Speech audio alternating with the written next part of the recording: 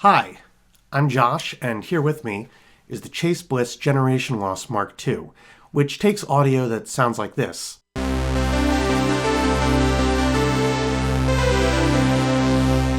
And makes it sound like this. That's right, it makes your audio sound old.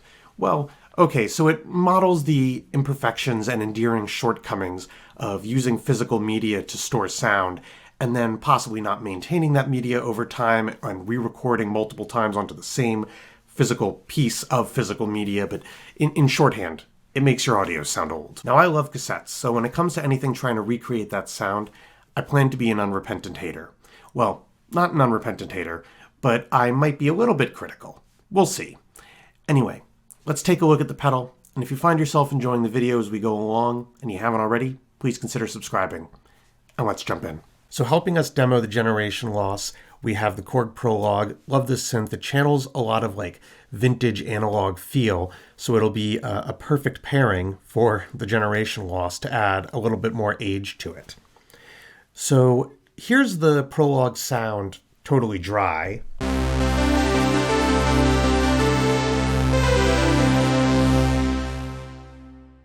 And whenever you see that I've got the generation loss on, unless I state otherwise, I've got the dry-wet mix set to a fully wet signal. So let's go through one at a time and see what some of the different settings do.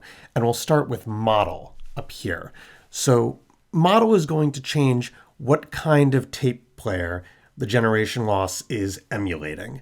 And I think the best way to show how this can affect the sound is I'm just going to play, and as I play, I'll go through the different models. You'll hear VHS, Portastudio, cassette, and then there's one that we're going to stop on for just a little bit.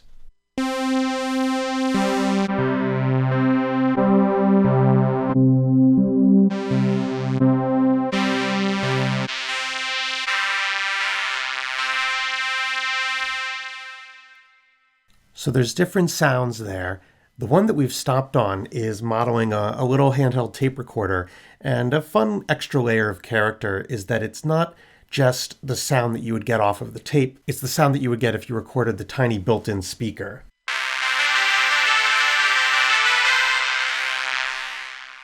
Which is fun. As you go past there,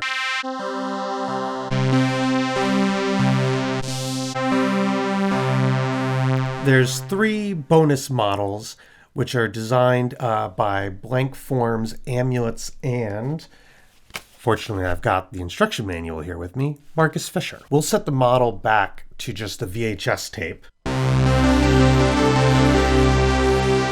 as we take a look at Wow and Flutter.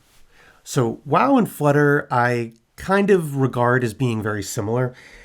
They both are changes to the pitch, a sort of warbling that reflects the tape physically wobbling in a machine. So if I turn the Wow up really high, like higher than I would probably normally use it, you're going to notice something.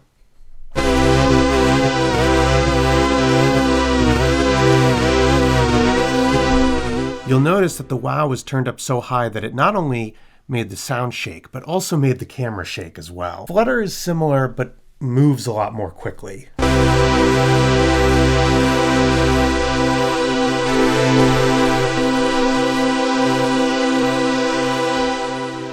And with the two of them together, you get a lot of that vintage tape feel, the sound that I think people are picturing or, hearing in their head when they think of old tape, especially if you add some noise.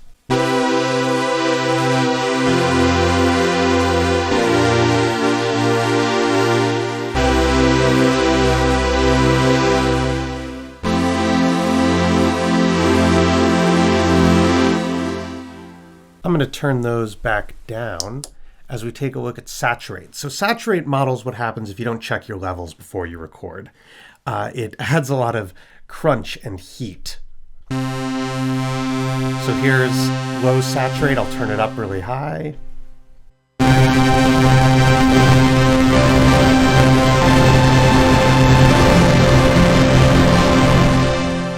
Whew. Speaking as someone who's not always very careful before they record, yeah, that's a pretty good model of how it sounds. And finally, we've got failure. Failure is maybe the most exciting knob on here. It is more unpredictable, but it models various kinds of mechanical failures that can result from a tape machine being in disrepair. So I'm going to turn this up a little bit. And by a little bit, I mean a lot.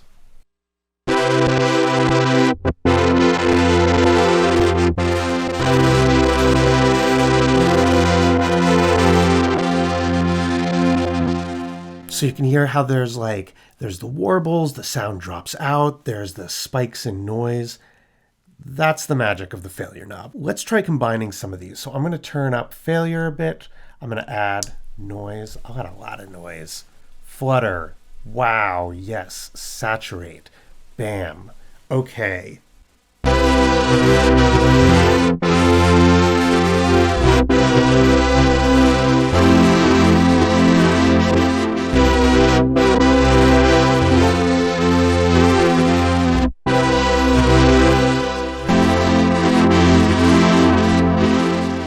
Whew, love that. So as one more fun little demo, I've got the noise turned off, the dry-wet mix set to unity, which means it's 50% wet, 50% dry, and I've turned down everything except for wow, and it's going to make it sound kind of like a chorus.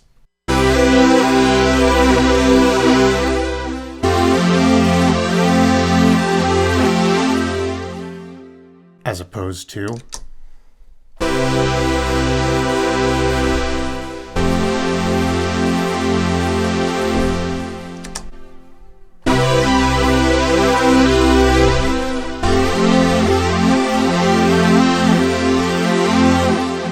You can also use this aux pedal as a performance effect. So I'm going to just have an arpeggio playing.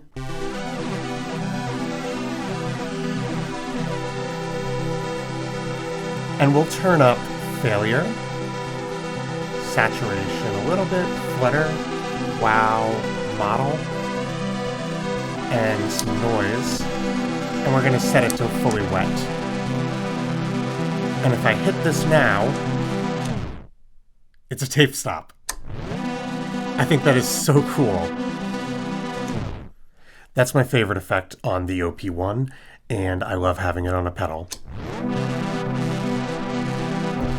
You can also have it temporarily max out the failure knob. So I'm going to turn down that failure knob and we'll play that arpeggio again.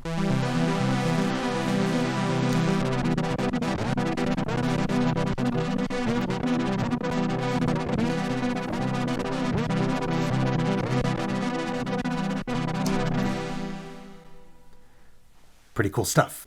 So the Generation Loss Mark II is clearly a powerful and decently versatile pedal.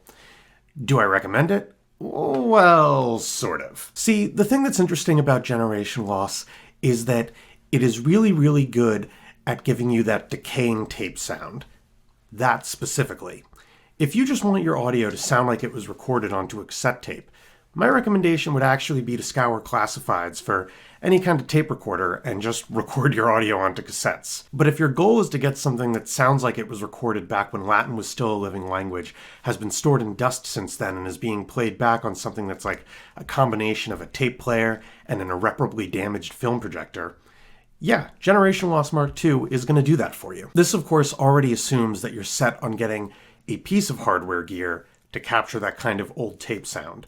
But if that's what you're doing, you could do worse than the Generation Loss Mark II. But anyway, thanks for watching. I hope you enjoyed this video, and if you did and you haven't already, please consider subscribing, leaving a like, leaving a comment to let me know. You viewing this channel does help support it, and any further engagement after that is just like fun bonus support. That is also appreciated. If there's gear, either hardware or plugin, that you use to capture that kind of older format of media sound that you'd recommend, please mention it in the comments, not just for anyone else who might see those comments, but also for myself. I like getting recommendations for those kinds of things. And yeah, I look forward to seeing you in the next video. Bye.